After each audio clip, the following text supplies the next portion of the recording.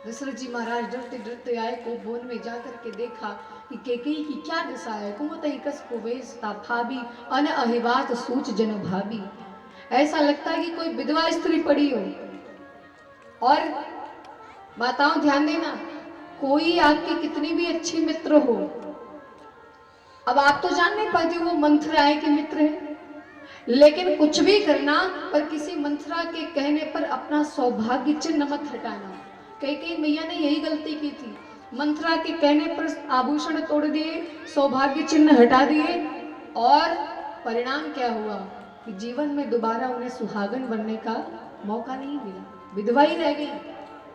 इसलिए किसी के कहने पर अपने सौभाग्य के चिन्ह को मत हटाओ, उसे हमेशा धारण करो।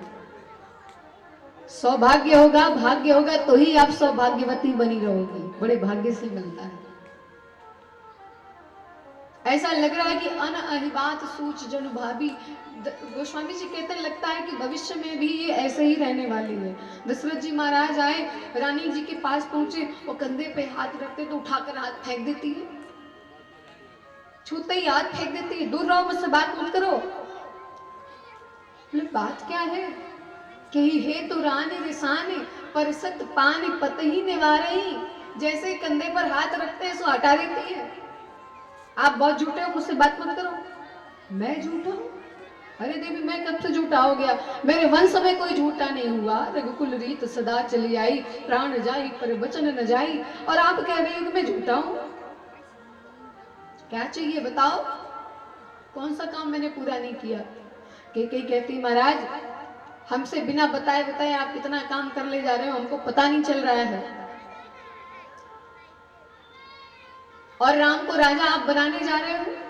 बोले हाँ, देखो तुम रोज कहती थी ना कि मैं राम को राज्य पद कब दूंगा, अब तुम्हारे मन का ही मैं कर रहा हूँ, राम को राजा बना रहा हूँ। तो फिर तो ये कोप किस लिए की हो, क्रोधित क्यों हो?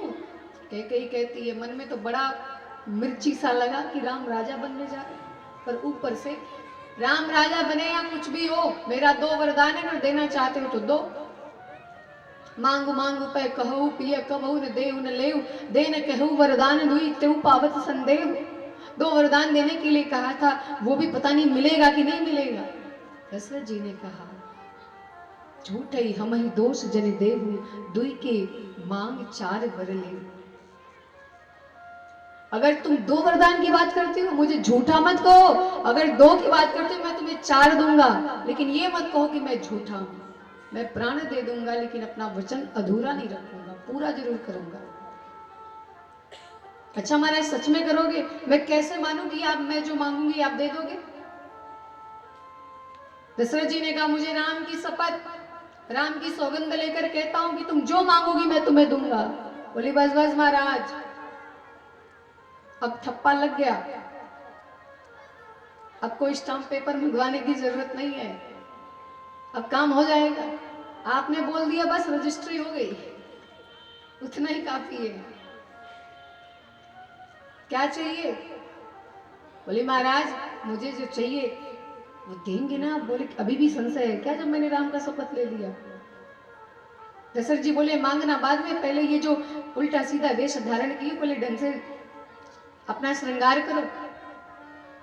तो बोली अब कहां श्रृंगार करने जाऊं, पहले वचन पूरा करो, तब मैं इस कोप भवन से बाहर निकलूंगी। अब जिन आभूषणों को फेंका था, उन सबको जो नहीं टूटा था उसे तो धारण कर लिया, और बाकी जो तोड़ डाली थी वो कहां से मिले?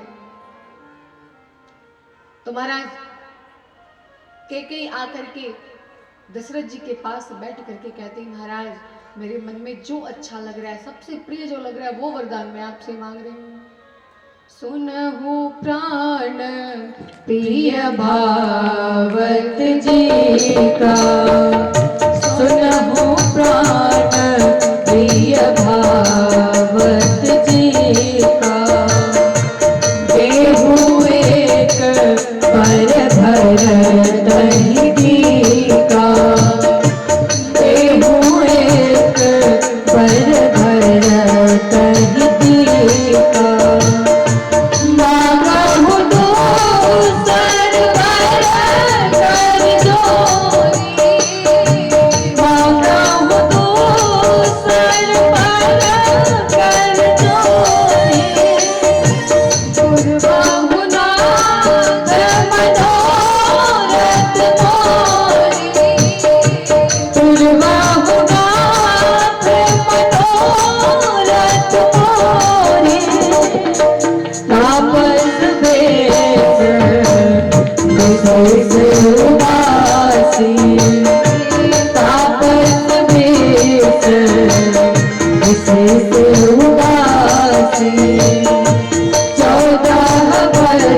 राम बनवासी 14 बरस राम बनवासी 14 बरस राम बनवासी।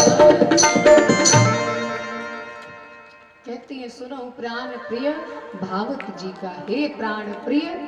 अभी कह रही है प्राण प्रिय और आगे कहेगी मरो चाहे जियो मेरा वचन पूरा करो।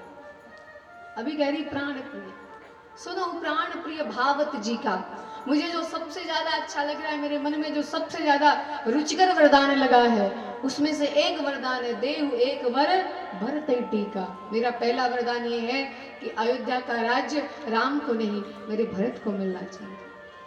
दशरथ जी ने कहा कोई बात नहीं, राम भरत लक्ष्मण ये सब मेरे लिए बराबर है।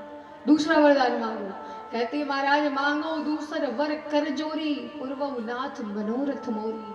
महाराज दूसरा वरदान मैं हाथ जोड़ करके विनती करके आपसे मांगती हूँ, दोगे ना? बोले बिल्कुल दूंगा।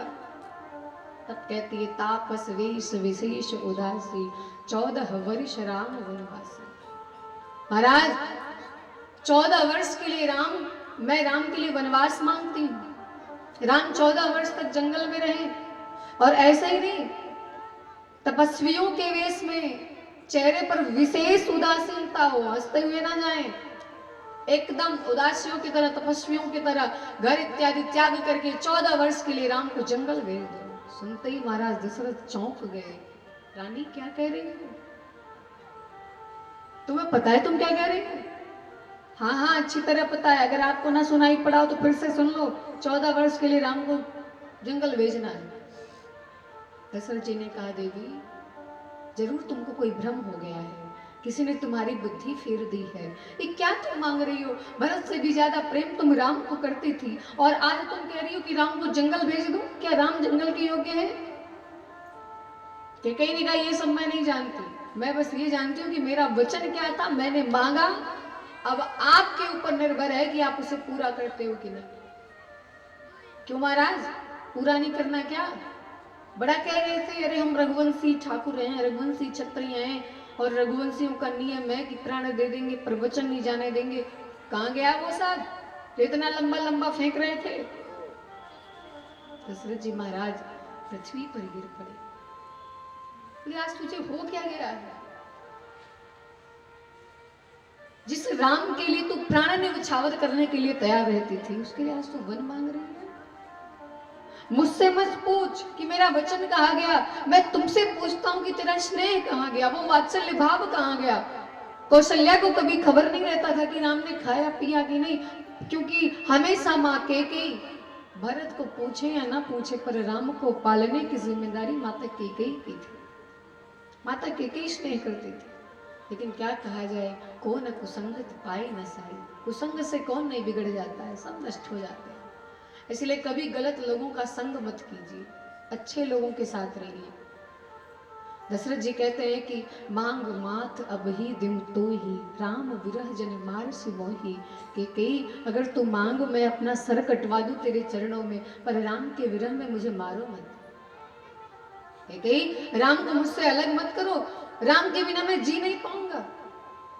चरणों में गिर गए, विलाप करने लगे कि देख मैं यहाँ राजमहल में हूं, तुझे प्रणाम कर रहा हूं, यहाँ कोई देख नहीं रहा, अभी भी समय है, तू अपना वचन वापस ले ले। कई कहती महाराज औरतों की तरह रोना ही था तो फिर वीरों की तरह क्यों बोले कि जो मांगो वो मैं दूंगा। पुरुषों को रोना शोभा नहीं देता। और देखो होत प्रात मुनि वेश धरी जौन राम बन जाए तो मोर मरन राउर अजस नृप समझिए मन माई। महाराज प्रातः काल होते अगर राम जंगल नहीं गए तो मेरा मरना तो पक्का है और आपका अपजस पूरे संसार में छाएगा। तो सोच समझ लीजिए, बुद्धिमान तो आप हैं ही। अति कटु वचन कहति कैकेयी, इतना कठोर बोल रही माता कैकेयी जैसे कोई जले पर नमक रगड़ रहा है। दशरथ जी को असह्य पीड़ा हो रही है, मूर्छित हो गए महाराज दशरथ। रात्रि भर कोप भवन में ही महाराज दशरथ रहे। और जब प्रातः काल हुआ सुमंत्र जी महाराज सोचे कि सब तो जगे, दशरथ जी नहीं जगे, क्या बात है महाराज अभी जगे नहीं। सुमंत्र जी को भेजा गया, जाओ जगाओ महाराज, आज विलंब क्यों कर रहे हैं। सुमंत्र जी आए और जब दशरथ जी की दशा देखे कि दशरथ जी तो भूमि पर पड़े हैं, ऐसे लग रहा है जैसे अमृत से रहित होकर के चंद्रमा पृथ्वी पर गिर पड़ा हो, जैसे कोई शेर घायल होकर के पृथ्वी पर गिर पड़ा हो, ऐसे महाराज दशरथ भूमि पर पड़े हुए हैं। दशरथ जी को देख करके सुमंत्र जी ने कहा, महारानी जी ये इस तरह महाराज क्यों पड़े हैं, क्या कारण है। कैकेयी ने कहा, मन में विचार किया कि जितना अधिकार राजा का होता है अपने प्रजा पर, उससे कई ज्यादा अधिकार मंत्री का होता है, क्योंकि मंत्री मंत्रणा देते तभी राजा कोई काम करता है, जब तक सारे मंत्री ना कह दे कोई काम होता नहीं है। कैकेयी ने सोचा अगर मैं सुमंत्र से बता दूंगी तो कहीं ऐसा ना हो कि सुमंत्र ये विचार कर लें, क्योंकि राम सबको प्यारे हैं और राम के लिए कोई कुछ भी कर सकता है, कहीं सुमंत्र ये ना कहे सोचे कि ना कैकेयी रहेंगी ना राम जंगल जाएंगे। ये बात अभी मेरे तक ही आई है। तो कैकेयी मैया डर गई कि सुमंत्र कहीं अनुचित ना कर दे, मेरा सर ना काट दे, इसलिए कहा कि सुमंत्र महाराज आप महाराज का एक काम करो, जाओ राम को बुला लाओ, राम आ जाएंगे, राम समझ जाएंगे, महाराज सब बता देंगे उनको। सुमंत्र जी समझ गए, लग रहा है महारानी जी ने कुछ गलत जरूर किया है। सुमंत्र जी आए राम जी के पास, राम जी ने देखा सुमंत्र जी आ रहे हैं, खड़े हो गए, जैसे एक पुत्र अपने पिता का सम्मान करता है वैसे ही राम जी ने सुमंत्र जी का सम्मान किया। बोले कहिए कैसे आना हुआ। सुमंत्र जी ने कहा तुरंत चलिए, पिताजी ने आपको याद किया है। और राम जी ने जब सुना कि पिताजी ने बुलाया है, आज तक तो कभी ऐसा नहीं हुआ कि पिताजी मुझे बुलाएं, जब भी कोई काम पड़ता है खुद ही आ जाते हैं, कहीं पिताजी की तबीयत तो नहीं खराब है, जल्दी चलिए। राम जी सुबह सुबह की बेला है, प्रातः काल की बेला है, श्रृंगार भी नहीं किए ठाकुर जी, केवल एक धोती पहन करके कंधे पर जो पटका रखा है वो भी ढंग से रख नहीं पाए, अभी से ही राम जी तपस्वी लग रहे हैं।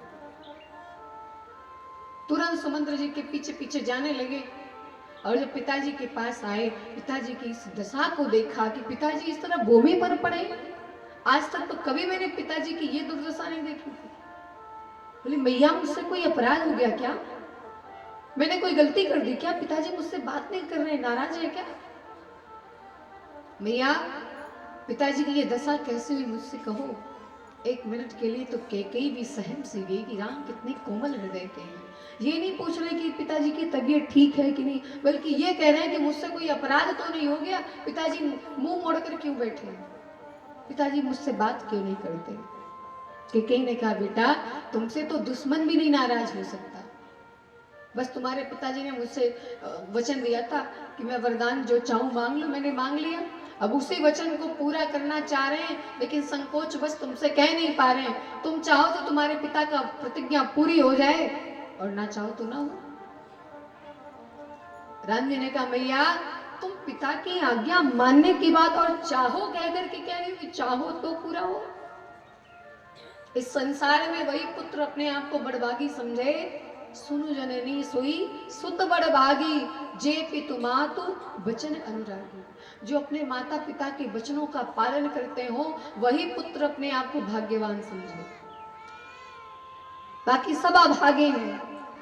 ये बात सबको समझने के लिए है। जो बच्चे माता पिता को गाली देते हैं नरक में भी ठिकाना नहीं लगे। राम जी कह रहे हैं कि सुनो जननी सोई सुत बड़भागी, जे पितु मातु वचन अनुरागी। जो अपने माता पिता के वचनों का पालन करता हो, माता पिता से स्नेह करता हो, वही भाग्यवान अपने आप को समझे। कहिए क्या बात है। तो कैकेयी ने सारा वृत्तांत सुनाया तो राम जी प्रसन्न हो गए, बोले मैया तू माँ है ना, इसलिए मेरे भलाई के लिए इतना सुंदर वरदान मांगा है। मैं अयोध्या का राजा बनता तो अयोध्या में जो महात्मा आते उन्हीं से बस मिल पाता, सबसे नहीं। पर तुमने तो मुझे जंगल का राज्य दे दिया, अयोध्या का राज्य तो बड़ा छोटा है, तुमने मुझे जंगल का राजा बना दिया। इतने दिनों तक मैं जंगल में रहूंगा, महात्माओं के साथ सत्संग करूंगा।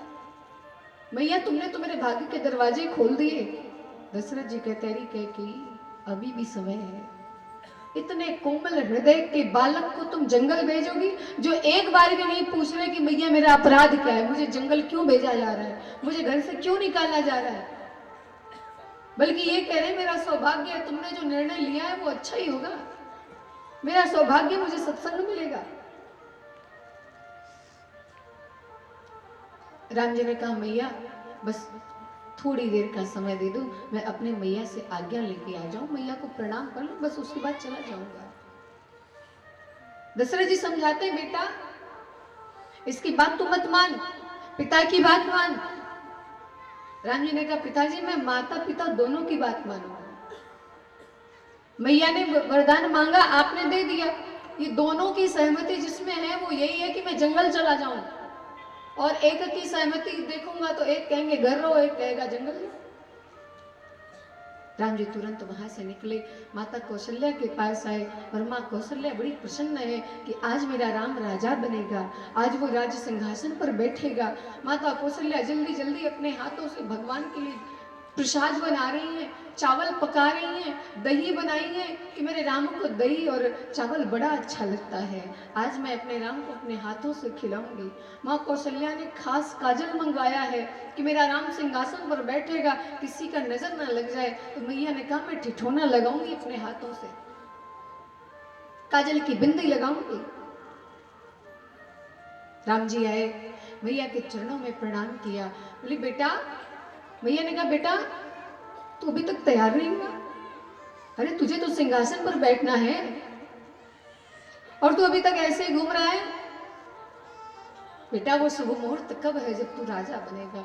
राम जी थोड़ा सहम गए कि अगर एकाएक कह दूंगा कि भैया मैं राजा नहीं बन रहा हूं और जंगल जा रहा हूं, तो कहीं ऐसा ना हो कि मैया अपना धीरज खो बैठे। इसलिए राम जी ने बड़े घुमा करके उसी बातों को कहा। राम जी कहते मैया मैं अयोध्या का राजा नहीं बन रहा हूं। अयोध्या का नहीं बन रहा, क्यों? राम जी ने कहा माँ अयोध्या का राज्य तो बड़ा छोटा है, मुझे पिताजी ने सबसे बड़ा राज्य दिया है, पिता दीन मोहि कानन राजू। मैया पिताजी ने मुझे जंगल का राज्य दिया है, जहां सब भांति मोर बड़ काजू, वहां मेरी आवश्यकता है, मुझे वहां जाना चाहिए, पिताजी ने मुझे जंगल का राज्य दिया है। मैया समझ गई राम तू कभी किसी का दोष नहीं देगा, तू दुश्मन का दोष नहीं देता तो अपने पिता का दोष क्यों देगा। जल्दी बताओ तुम्हारे पिताजी ने क्यों कहा? अगर वो पिता होने के अधिकार से तुम्हें जंगल भेज रहे हैं तो मैं मां होने के अधिकार से तुम्हें रोकूंगी? किस अपराध के कारण उन्होंने ऐसा किया है? राम जी ने कहा मैया तू कहती कि पिताजी ने कहा, केवल पिताजी ने ही नहीं मां ने भी कहा है, माता केकई की आज्ञा है। धन्य है माता कौशल्या, अगर चाहती तो वो इस बात पे आवाज उठा सकती थी कि राम मेरा पुत्र है, मेरा भी अधिकार है इसको घर में रखने का, मैं घर में रखूंगी। लेकिन माँ कौशल्या कहती बेटा केकई भी तेरी माँ है, मुझसे ज्यादा केकई ने तेरा लालन पालन किया है, और ना भी करती तो भी माँ होने के नाते उसका भी उतना ही अधिकार है जितना मेरा तेरे ऊपर है। इसलिए बेटा अगर माता पिता दोनों ने कहा है कि तुम जंगल जाओ, जो भी तुम तू कहो बन जाना, तो कानन सत अवध समाना, बेटा तुम जंगल में जाओ और मेरा आशीर्वाद है कि वो जंगल सैकड़ों अयोध्या से बढ़ करके तुम्हें सुखदाई हो, तुम्हें सुख देने वाला हो। माँ कौशल्या के हाथों में जो थाल थी दही और चावल रख करके मैया सजाई थी कि लाला को खिलाएंगे, वो थाल तो वैसे ही पृथ्वी पर गिर पड़ा। और आज जब से राम जी बड़े हुए ना, आज पहली बार मां कौशल्या ने दौड़ करके राम जी को हृदय से लगा लिया। बोली बेटा तुम जंगल तो जाओ, लेकिन बस इतना बता दो कि वो दिन कब आएगा जब मैं अपने हाथों से तुम्हें फिर से दही और महाप्रसाद खिलाऊंगी। वो दिन कब आएगा जब मैं तुम्हें रघु और राघव लल्ला ऐसे कह करके तुम्हें पुकारूंगी और अपने हृदय से लगा दूंगी, बस वो दिन बता करके मुझे जाओ। कुछ देर के लिए तो राम जी भी विह्वल हो गए, लेकिन अगर राम जी ने सोचा मैं ही अगर परेशान हो जाऊंगा तो मैया को धीरज कौन बधाएगा, मैया को कौन चुप कराएगा। राम जी ने कहा मां आपकी कृपा से जैसे ये 14 वर्ष की अवधि पूरी होगी मैं तुरंत आ जाऊंगा, ज्यादा दिन वहां नहीं बिताऊंगा। उधर माता सीता को जब पता चला तो सीता मैया भी दौड़ी दौड़ी आ गई, हाथ जोड़े खड़ी है कि पता नहीं आज कौन बड़भागी होगा, मैं बड़भागी होंगी कि मेरे प्राण बड़भागी होंगे, कौन भगवान के साथ जाएगा। लेकिन संकोच बस कुछ कह नहीं रही है। माता कौशल्या ने जब देखा सीता जी को तो बोली, राघव सीता के लिए क्या आज्ञा है, क्या आदेश है सीता के लिए। राम जी ने कहा, जानकी तुम मेरी बात मानो तो तुम अयोध्या में ही रहो और यही माँ की सेवा करना, पिताजी की सेवा करना। सीता मैया ने कहा, प्रभु आज तक मैंने कभी आपसे कोई आज्ञा आपने दिया हो और मैंने उल्लंघन कर दिया हो, ऐसा कभी मैंने किया नहीं।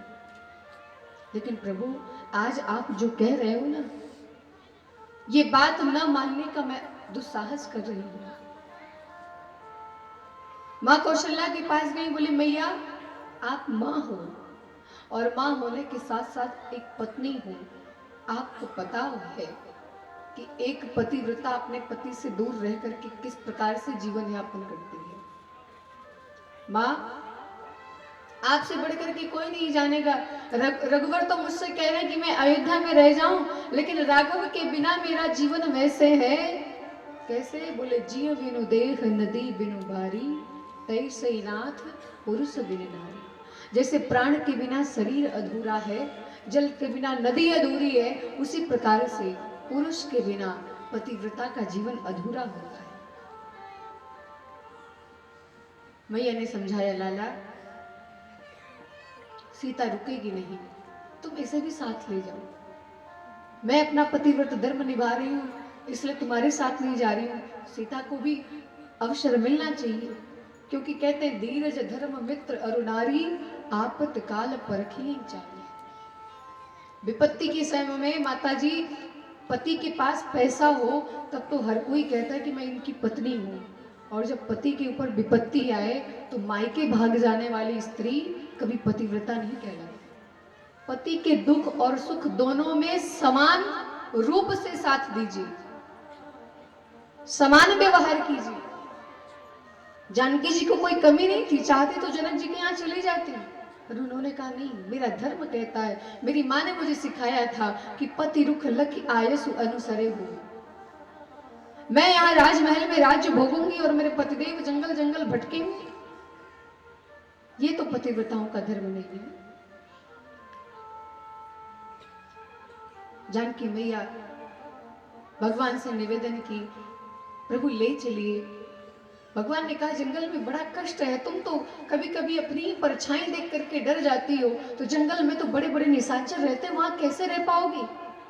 मैया ने कहा, प्रभु संसार का दुख एक पल्ले पर रख दो और पति वियोग का जो दुख होता है उसे एक पल्ले पर रख दो। एक पतिव्रता के लिए पति का वियोग का जो दुख है वो सबसे ज्यादा है।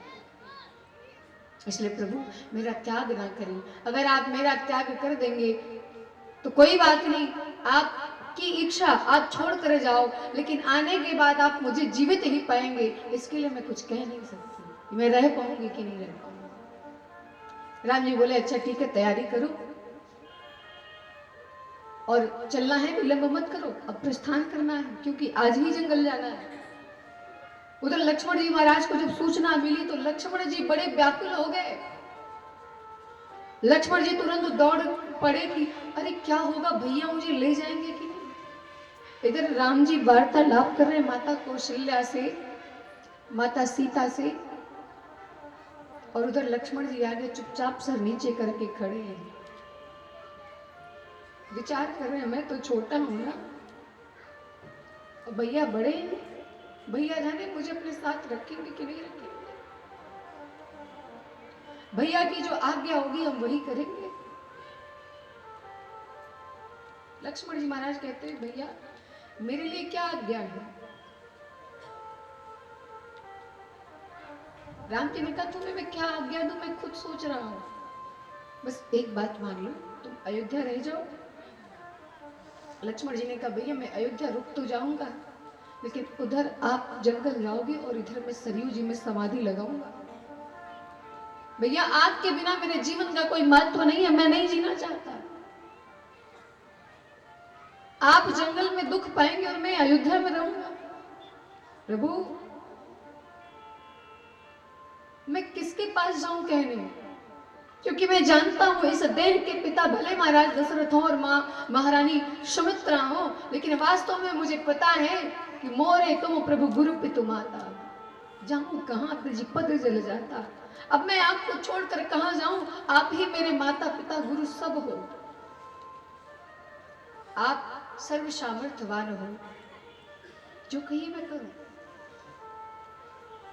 राम जी जानते थे कि लक्ष्मण से ज्यादा जोर जबरदस्ती करूंगा तो वो मानेगा नहीं। राम जी तुरंत बोले भैया जाओ एक बार अपनी माँ से आज्ञा लेकर के आओ, सुमित्रा मैया को प्रणाम करके आओ। लक्ष्मण जी डर रहे थे कहीं मुझे यहाँ बेच करके भैया निकल ना ले। सुमित्रा मैया के पास आए, मैया के चरणों में प्रणाम किए, जब सारा वृत्तांत बताए कि मैया भैया जंगल जा रहे हैं भाभी के साथ, तो धन्य है माता सुमित्रा, ऐसी माताएं केवल हमारे भारत में पाई जाती हैं। माँ सुमित्रा कहती है अगर राम जंगल जा रहे हैं, जानकी जंगल जा रही है, तो तू यहाँ क्या कर रहा है, तू यहाँ क्यों खड़ा है। माँ मैं आपसे आज्ञा लेने आया हूं, आप आज्ञा दो मैं भी जाऊं अगर आप कहो तो। मैया ने कहा बेटा मैं तुम्हारा संकोच समझ सकती हूँ, बेटा तुम जा रहे हो ना जंगल में, जा रहे हो सेवा करने, सो मत जाना, क्योंकि इस दुनिया में सबसे कठिन कोई धर्म है तो वो सेवक धर्म है। सबते सेवक धर्म कठोरा, सेवा धर्म सबसे कठोर है। बेटा जंगल में सो मत जाना, भैया भाभी की सेवा करना। और हाँ, तुम्हारे जन्म लेते समय ही मैंने तुम्हें सौंप दिया था महारानी कौशल्या के चरणों में कि मेरा एक पुत्र कैकेयी नंदन की सेवा करेगा और दूसरा पुत्र कौशल्या नंदन की सेवा करेगा। सो बेटा इस लाज को बचाना।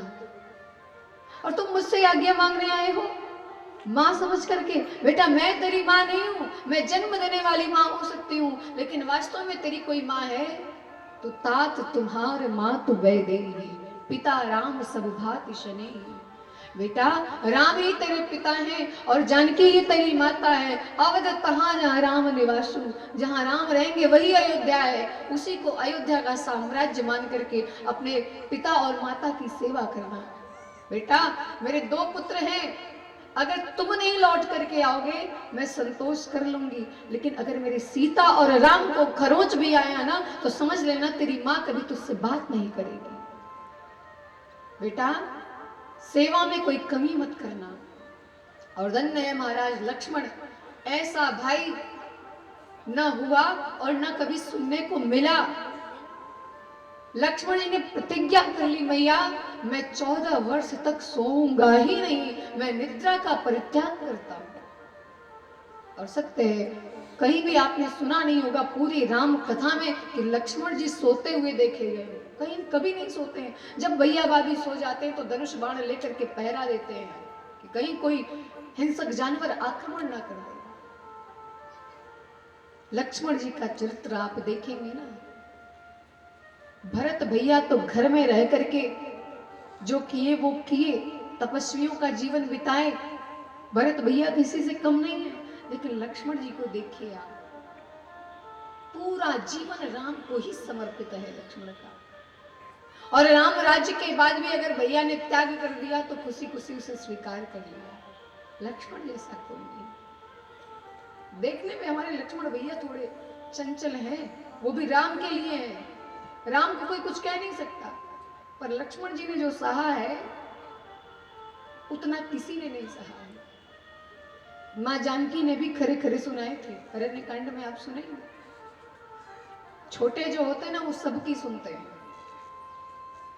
लेकिन जो सबका सुन करके भी सेवा कर ले जाए वही तो बड़ा है, वो कहने के लिए बस छोटा है।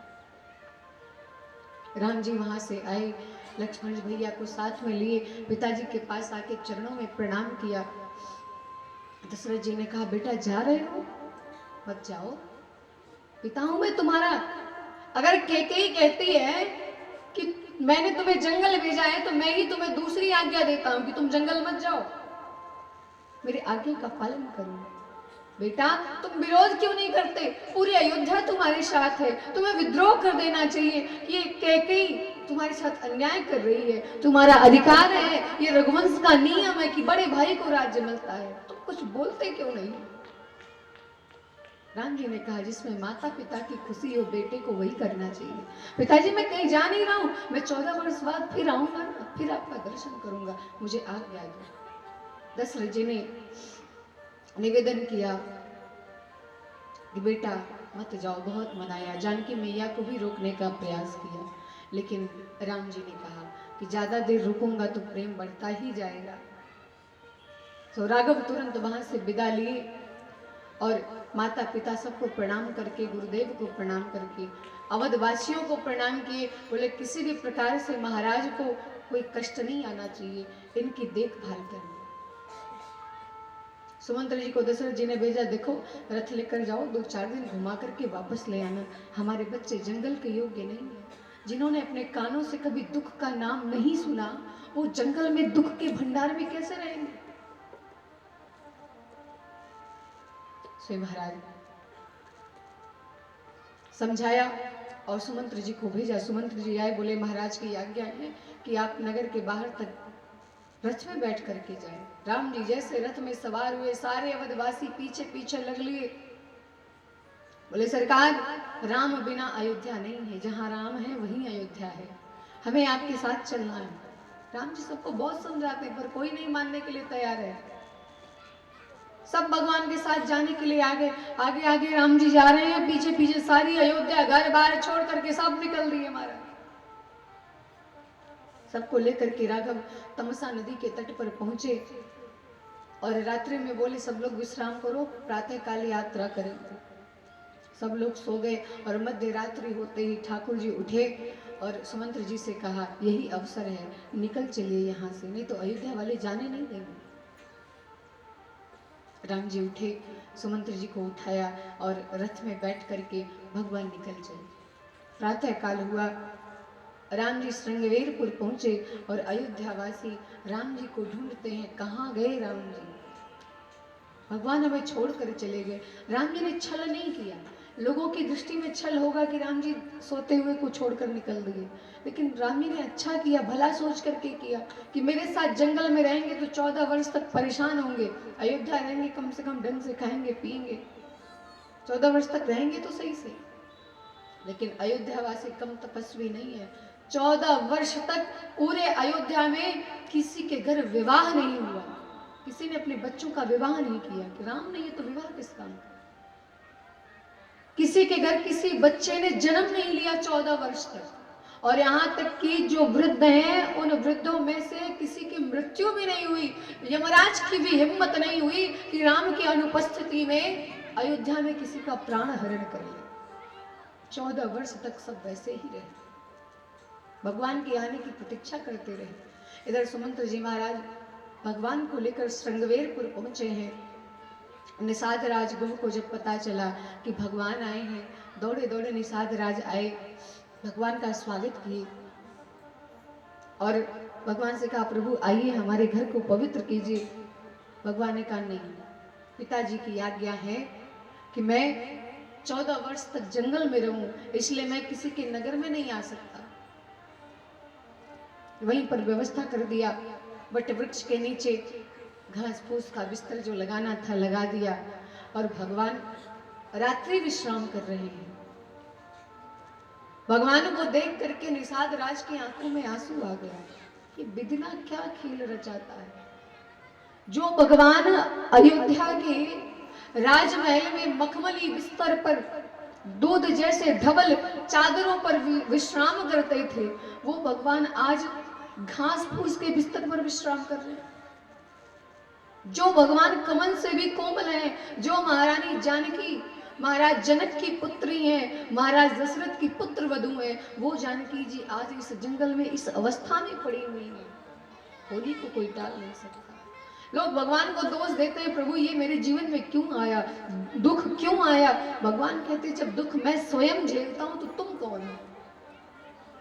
दुख हो या सुख हो समान रहो, समान रूप से उसे स्वीकार करो।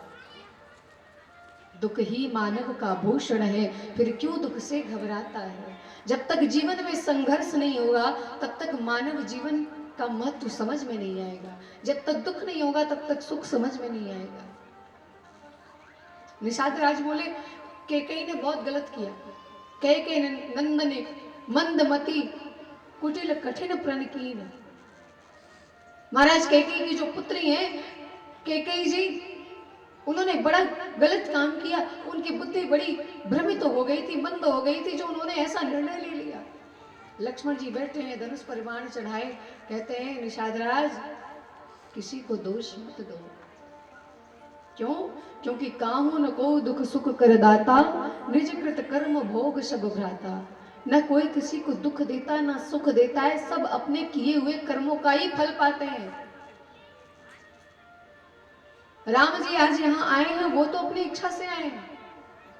नारद जी का श्राप रहा ही, वो सब बातें अलग हैं, पर हम लोग अपने जीवन में ये बात जरूर धारण करें, हमें ना कोई दुख दे सकता है ना कोई सुख दे सकता है।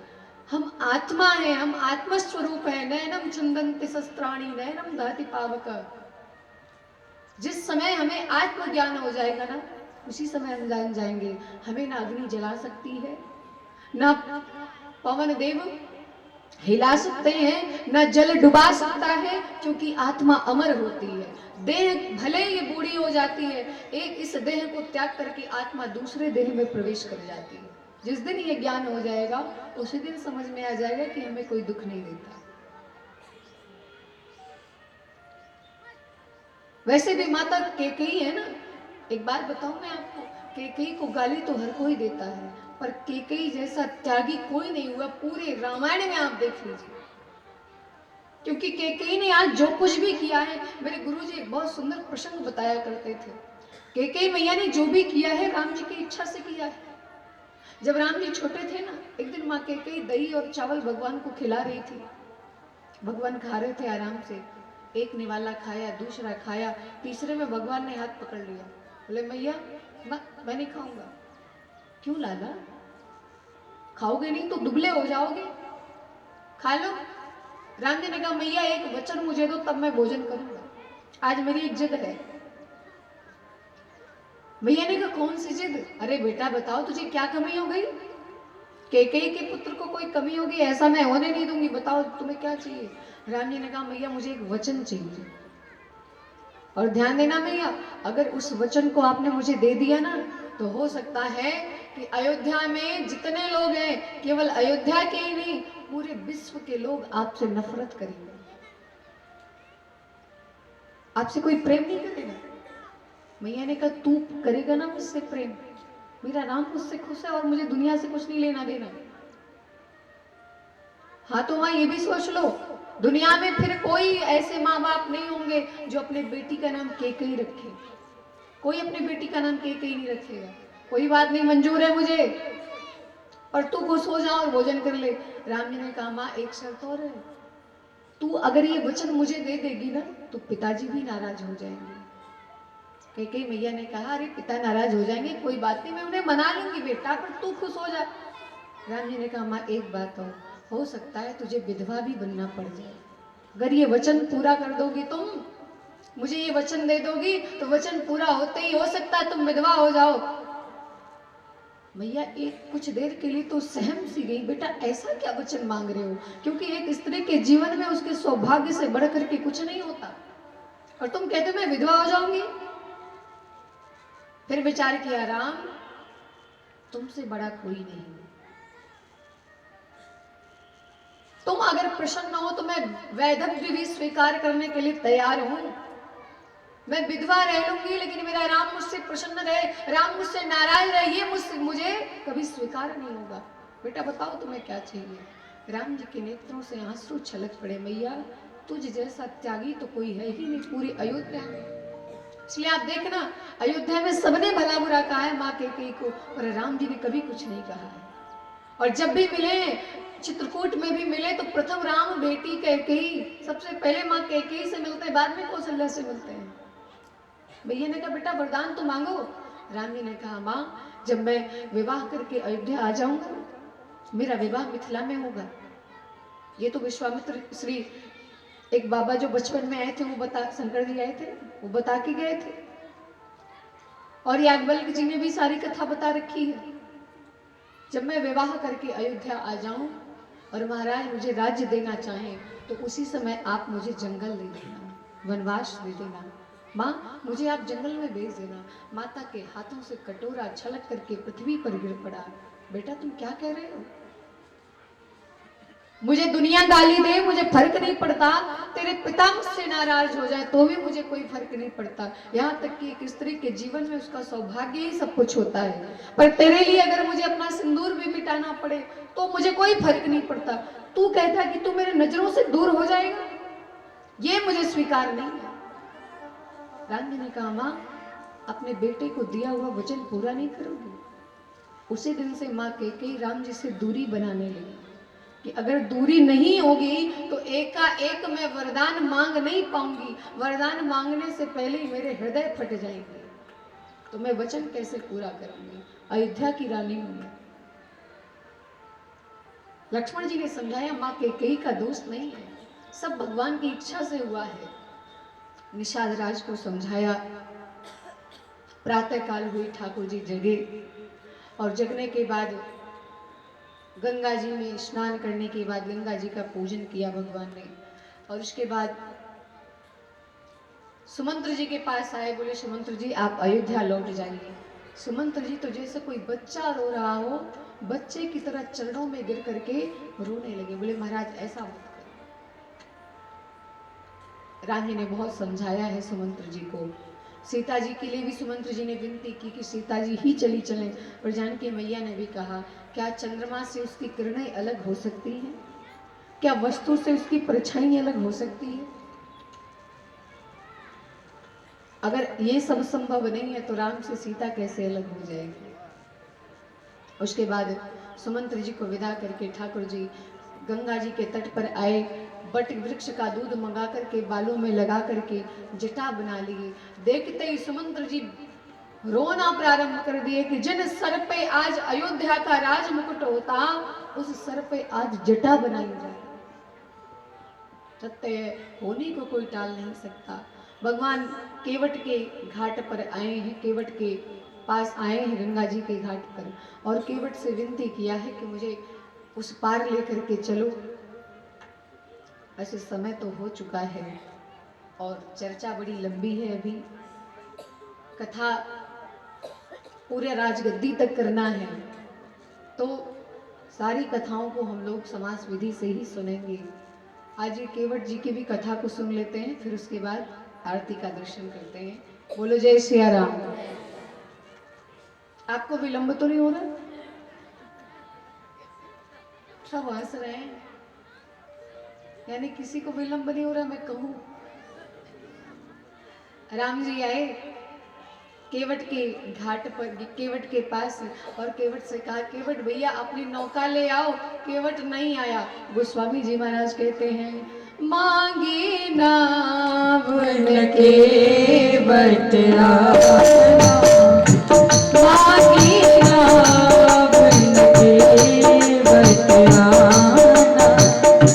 कहीं तुम्हार मरम में जाना, कहीं तुम्हार मरम में जाना, कहीं तुम्हार मरम में जाना। मांगी नाव ने केवट आना।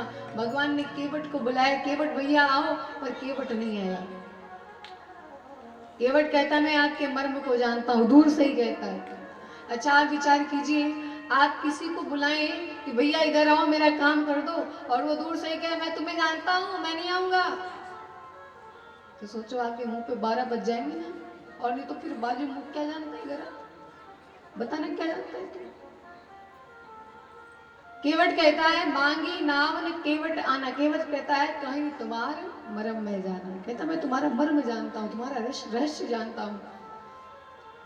भगवान ने कहा, केवट भैया देखो, ये जो चौपाई है ना, मांगी नाव ने केवट आना, इसके 3 अर्थ हैं। क्या? ये जो न है ना, ये बीच में अकेला है। गोस्वामी जी ने इसे अकेला छोड़ दिया है। अगर न को पहले ले ले तो मांगी नाव न, राम जी ने नाव नहीं मांगी, लेकिन केवट आया और कहता मैं तुम्हारे मर्म को जानता हूं। अगर इस न को इधर ले ले तो मांगी नाव न केवट आना। राम जी ने नाव मांगी पर केवट नहीं आया, और दूर से ही कहता है कि मैं तुम्हारा मर्म जानता हूं। और अगर इस नाक को दोनों तरफ ले लो तब तो मांगी नाव ना न केवटा, न राम जी ने नाव मांगी न केवटा है, बीच में छोड़ दिया। और दूर से ही कहता कहीं तुम्हारा मर्म मैं जाना, मैं तुम्हारे मर्म को जानता हूँ।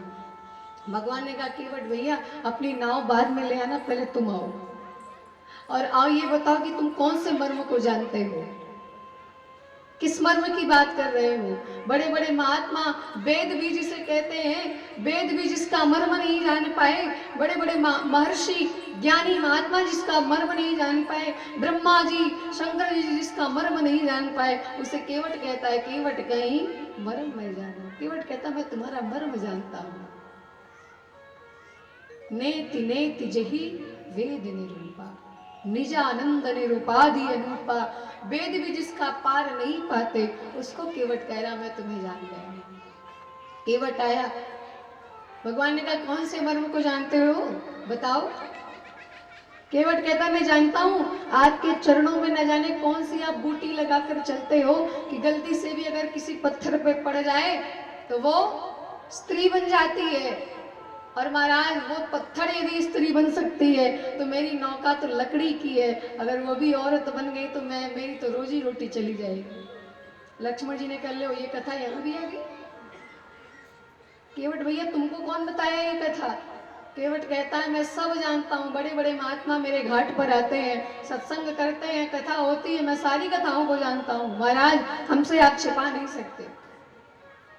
केवट कहता है प्रभु अगर मेरी नौका औरत बन गई तो मेरी रोजी रोटी कैसे चलेगी। लक्ष्मण जी ने कहा अरे अच्छा ही रहेगा ना, दो दो पत्नी हो जाएंगी, एक घर में सेवा करेगी एक बाहर सेवा करेगी, बहुत सुख मिलेगा जब दो पत्नियां रहेंगी तो। केवट ने कहा आपके पिताजी के तो 3 पत्नियां थी, उनको आज कौन सा सुख मिल रहा है। अब तो लक्ष्मण जी नाक खुलाने लगे, तू मेरे पिता के पास जाता है, पिता पे चढ़ता है, देख चुपचाप नौका ले आओ, और अगर पार नहीं किए ना इतने बाण मारूंगा सीना छल्ली हो जाएगा। केवट भी कहता है क्योंकि केवट जान रहा है बड़े सरकार है ना, ये कुछ नहीं करेंगे मेरा। केवट कहता है बरतीर मारो लखन पे, जब लगन पाए पखारी हूं, तब लगन तुलसीदास नाथ कृपाल पार उतारी हूं। लक्ष्मण जी जितना चाहो उतना बाण मार लो, लेकिन जब तक पैर नहीं धोऊंगा तब तक पार लेकर नहीं जाऊंगा। पैर धोगे तो धो क्यों नहीं रहे हो, धो लो। केवट कहता है मुझे दशरथ जी की सौगंध, मैं दशरथ जी की शपथ लेकर कहता हूँ। अब लक्ष्मण जी को मानो चढ़ा रहा है, यानी तुम्हारे पिता, भाई मेरे पिता है तुम क्यों शपथ ले रहे हो, अपने बाप का लो ना। लेकिन कहता है कि मैं दशरथ जी की शपथ लेकर के कहता हूँ कि जब तक चरण नहीं धोऊंगा तब तक पार नहीं उतारूंगा। फिर तो महाराज राम जी ने कहा केवट भैया इधर आओ, यहाँ बैठो। तुम कहते हो चरण धोना है, अब चरण धोना है तो फिर धो लो ना, फिर ये इतना बवाल क्यों बढ़ा रहे हो। केवट कहता है ऐसे नहीं धोऊंगा, आप कहो तब धोऊंगा, क्योंकि ये जानता है राम जी बड़े संकोची है।